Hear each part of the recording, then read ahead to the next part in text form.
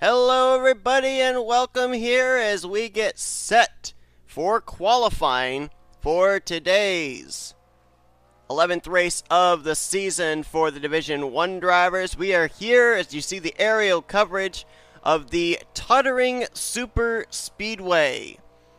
And I should point out as well that this is a change in the schedule. And I will let you know why in just a moment, as we got a couple of cars already out on track. Diego Yepes, Joshua Lee, Jose Mills. So Toddring is, as you saw from the aerial view, a 3-mile triangular-shaped super speedway. And the reason that we're here instead of where we were originally going to be, which was Proving Grounds, because Proving Grounds for some reason only holds 39 cars. And I wasn't going to have somebody miss out on the race just because there wasn't an extra pit stall apparently in that track I&I. So we're here at Toddring, and this track is obviously very fast because as we're looking at Diego Yepes, he's going 250 plus miles per hour. He's about to hit 255, which he just hit going into this corner. So this is going to be a very fast-paced race. I think the fastest track we had, if I recall correctly, that we were at was back at, I think it was it Pensacola? There was somewhere we were at where they were going about 220 miles per hour. It might have been Madrid. As Yepes just put down the first lap, 42.236. So expect to see some very fast lap times in this session, obviously, with how fast they're going.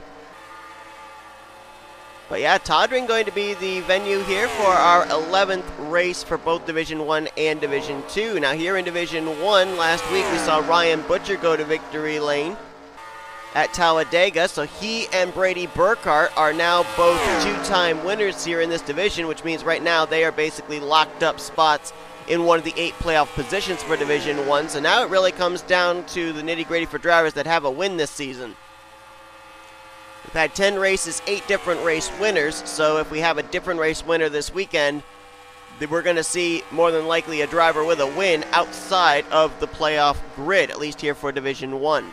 We're letting this thing run just a little bit here to be able to let drivers lay down some lap times before we start focusing on who's on the bubble spot, who's up top of the board. Right now, top of the board would be Trent Dunham, former winner this season, and comes into this race as the points leader. I've seen, interestingly enough, like the last 3, maybe 4 weeks, it's so uncanny in both divisions how the points leader manages to make it into the second round of qualifying. I don't know if there's anything to that or not. Maybe, maybe not.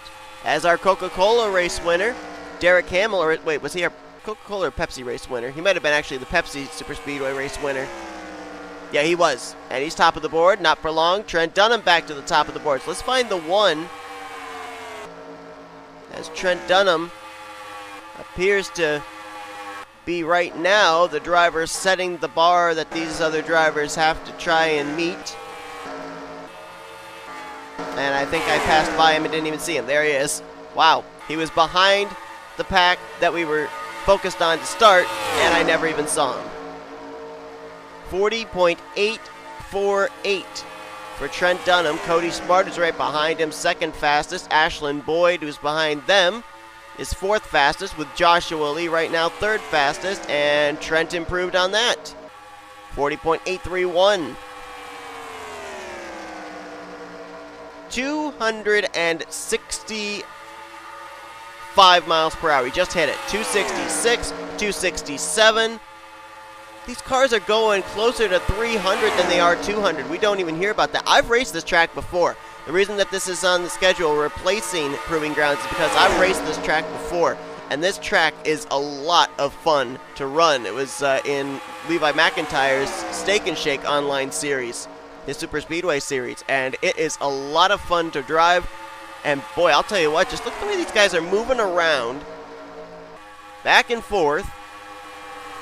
And they're doing it at over 260 miles per hour. This is going to be a fun weekend. The thing I'm a little concerned about, though, you can see that it's a 3-lane racetrack, but I don't know if they're going to force the issue 3 wide when we get the green flag or not. A little bit of a curveball for these drivers as well. They were all expecting to go to Proving Grounds, and nope, we're going to Toddring instead.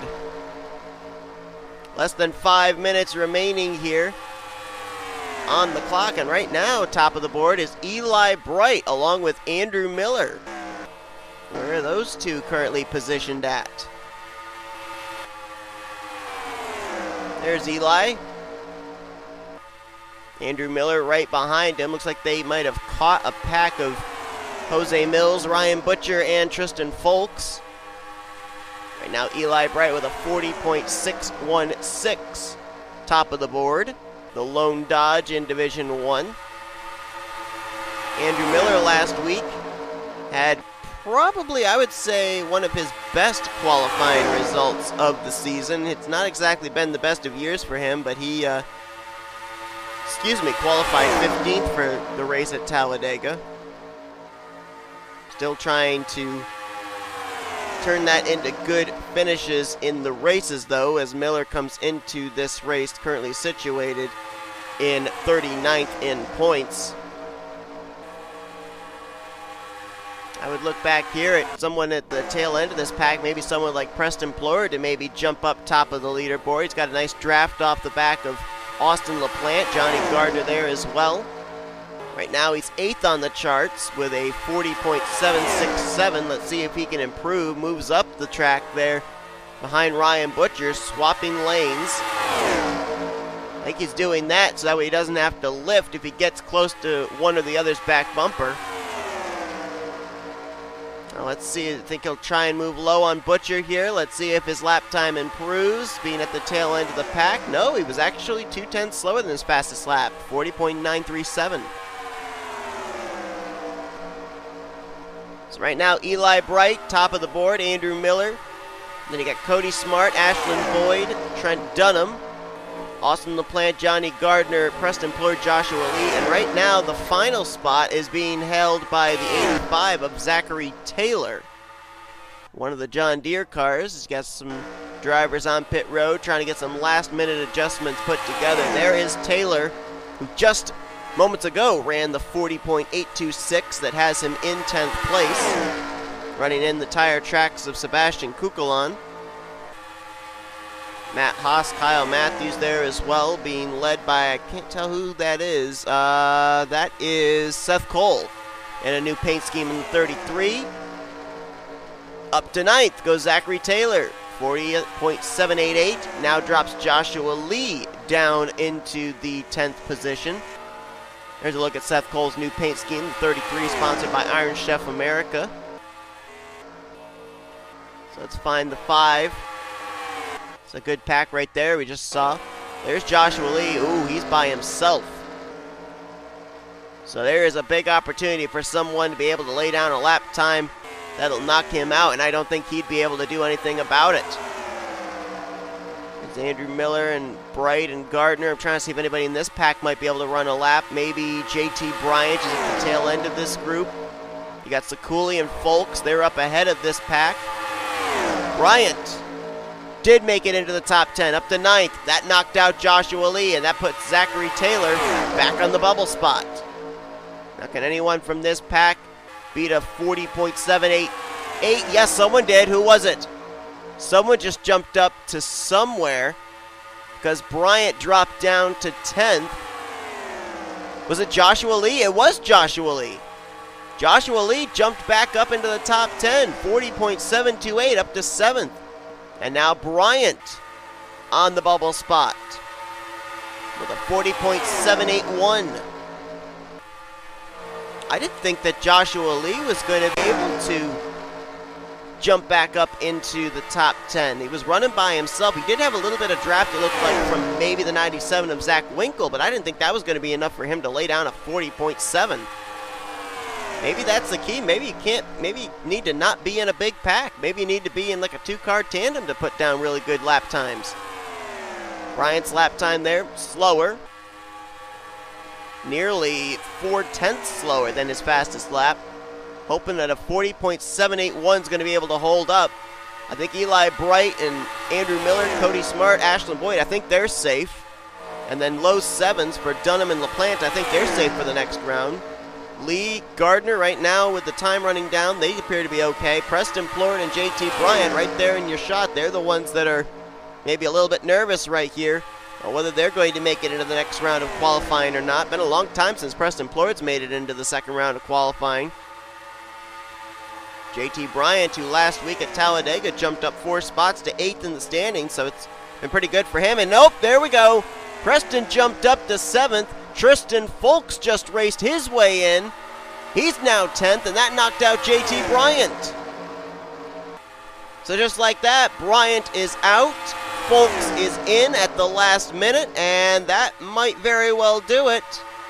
Don't know if they're going to allow them to race back to the line here. If they do, Bryant's going to try and see if he can beat a 7.73.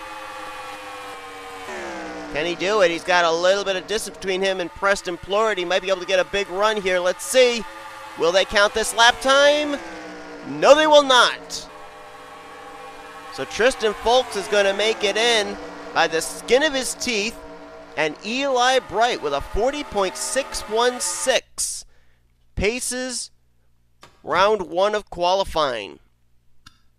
Drivers, look at this number of names that we haven't seen make it to round 2 for a while. Eli Bright, Andrew Miller, Cody Smart, Ashlyn Boyd, points leader Trent Dunham. It's continuing on. The points leader making it into round 2. I don't know what it is, but it seems to be happening ever since Coca-Cola.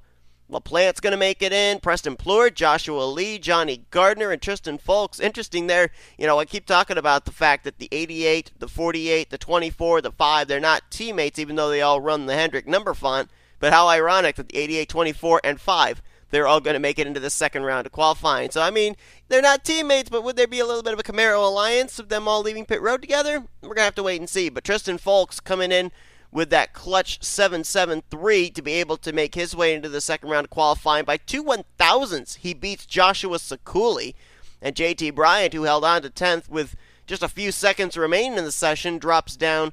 He will start the race in 12th. Zachary Taylor will be 13th. Then it'll be Mitchell and Mills, your top 15, with Kukulon, Roberts, Hamill, Shelton, and Matt Haas, your top 20. You look on down here through the remainder of the qualifying results, and I think the one name that pops out the most to me just looking here is Laurent Lamount.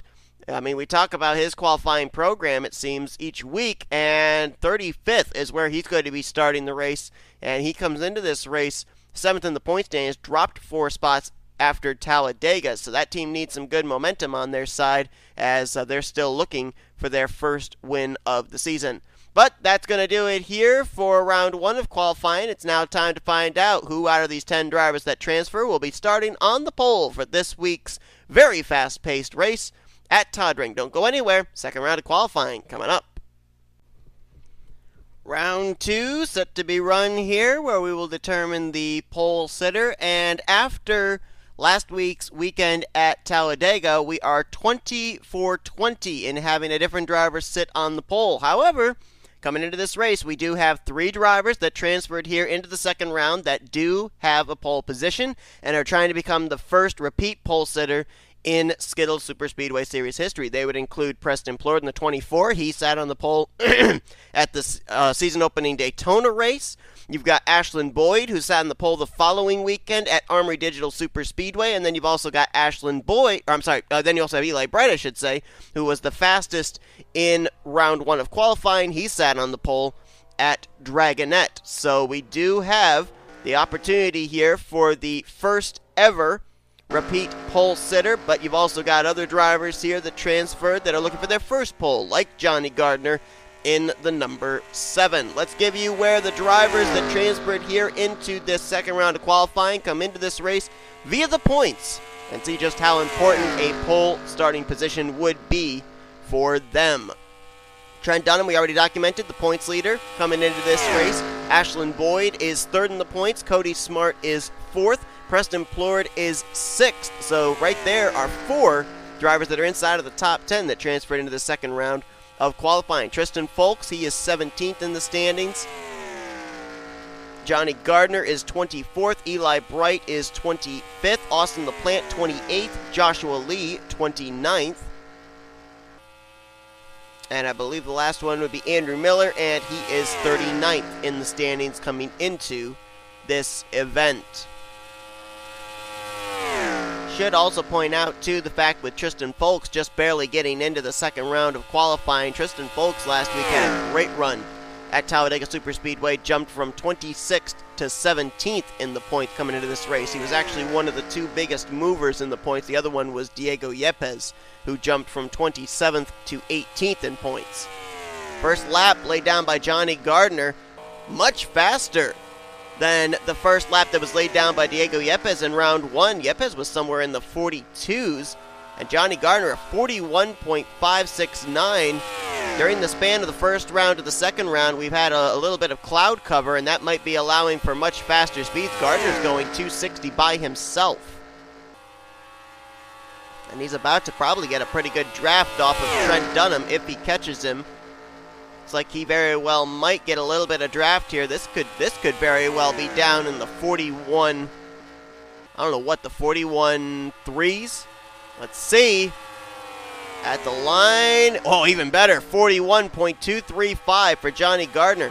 Correct me if I'm wrong, but I think the fastest lap that we had in round one was a 41.616 by Eli Bright, so we have definitely beaten that record here in round two. Gardner now in the back bumper of Trent Dunham. Johnny Gardner trying to start on the pole for the first time in his career. Top of the board, though, goes Preston Plord in the 24. I don't know if he's got some drafting help there from Joshua Lee or not. Andrew Miller in the draft of Austin LaPlante jumps up to the top of the board. 40.799. We're in the 40s all of a sudden. Almost 270 miles per hour, Andrew Miller into that corner. We'll have to see if being up on the back bumper of the 88 will allow him to improve his lap time or not. Almost a 40.8 flat, just one tick under it. Let's see if he beats that lap time here.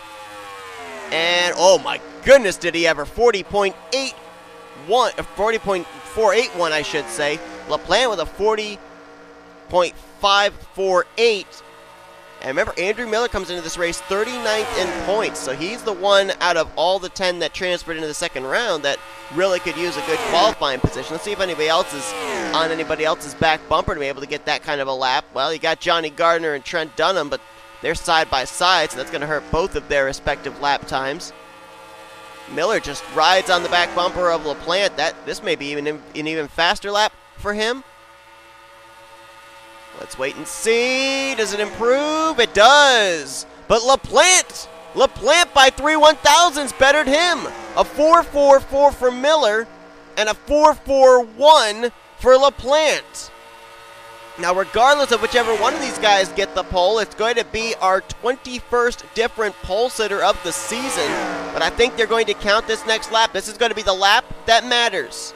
Tristan Folks, 40.773.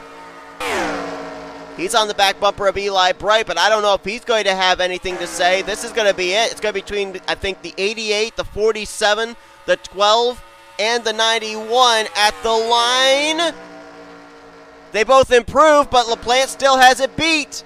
And from these two, it's a 40.754 for Tristan Folks. That's not going to be enough to get it. By 1/1000th, Austin LaPlante is going to best Andrew Miller, and I think that's the last lap they're going to count. I'll be very surprised if they let them come back around and count this next lap. I think LaPlante with a 4:15 to Miller's 4:16 is just barely going to get the pole position. 7-6. I don't think they're going to get back to the line in time. Oh, wait a minute. Maybe 2, 1. Ooh, did they count it? No, they did not. They did not count it. Boy, that would have been a shot clock cheese if it was the case, but it is official. Austin LaPlante is going to get his first pole of the season. The streak increases to 21 straight races with a different driver on the pole. And how about that? Austin LaPlante comes into this race 28th in points, just inside the 30th in the point standings cut line, will lead the field to green over Andrew Miller. Tristan Folks and Preston Plord will make up row 2, Joshua Lee, Johnny Gardner row 3, and then Eli Bright, Trent Dunham, Ashlyn Boyd, and Cody Smart will complete your top 10. But how about that? All 10 drivers managed to run faster lap times than the fastest car in round 1, Eli Bright, who laid down a 41.616. So that just shows you with the overcast, if we have a race that's overcast in either Division 1 or Division 2, that's going to be an even faster race for these drivers. But LaPlante's going to get the pole position for this week's race at Toddring. Hope you guys enjoyed this qualifying session. If you did, be sure to give this video a like. Subscribe to become part of the crew today. We will see you guys a little bit later on today as Division 2 drivers will take to this 3-mile triangular superspeedway for their qualifying session. Tomorrow night, it's the Division 1 drivers race here. And then Sunday night, the Division 2 drivers will take to this racetrack as we get ever closer to determining who will be the 16 drivers, 8 from Division 1, 8 from Division 2, that will battle for this season's championship in the chase. But we will see you guys later on for Division 2 qualifying. Till then, you've been watching Production of the SRA Offline Racing at its best.